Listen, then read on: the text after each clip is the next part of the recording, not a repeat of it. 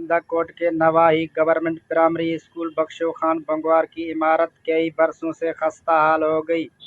असातिज़ा और तलबा खुले आसमान तले तालीम हासिल कर रहे हैं। फर्नीचर न होने की वजह से तलबा ज़मीन पर बैठकर तालीम हासिल करने पर मजबूर। मजीद यहाँ मौजूद उस्ताद से जानते हैं। Primary school बख्शो बंगवार तालका Kandhkot district Kashmir में अलहमदुलिल्लाह केतरा ही साल थिया था इं ज़बून हाली जो शिकार मां अलहमदुलिल्लाह पाण उस्ताद हिते उस्ताद शौकत अली हिते पढ़ाईंदो रहण ॿारनि खे तव्हां ॾिसी सघो था। पाण हिते धरती ते वेठा आहिनि वीचारा, न हिते फर्नीचर जी सहूलियत आहे, कुझु बि न आहे। बिल्डिंग बि केतिरनि 35 सालनि खां तबाह आहे। हिते कुझु का शइ जी बि सहूलियत न आहे, कुझु बि न आहे, न फर्नीचर न बिल्डिंग में। हाणे असां अंदरि न वेहंदा आहियूं, हिते ॿारनि खे हिते ॿाहिरि वेहारींदा मथां जेकॾहिं असां अंदरि वेंदासीं हिते किरी पवंदी बिल्डिंग, असांखे नुक़सानु आहे, असांखे मरण जो नुक़सानु आहे, असांजी जाननि खे ख़तरो आहे, नंढनि ॿारनि खे मां उस्ताद खे ख़तरो आहे। मुंहिंजो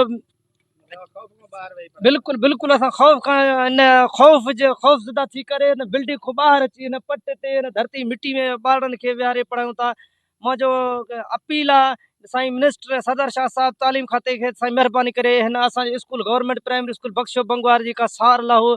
सेक्रेटरी अकबर लगारी साहब के भी अपील है, मेहरबानी करे मुझे स्कूल जी का सार संभाल लो तो जी मां हिन जी मुस्तकबिल संवारे सका। इन्होंने सिंध हुकूमत और जिला इंतजामिया से मुतालबा किया है कि इन्हें इमारत तामीर करवा के फर्नीचर मुहैया करवा के बच्चों और असातिज़ा को मुश्किलात से निजात दिलाएं।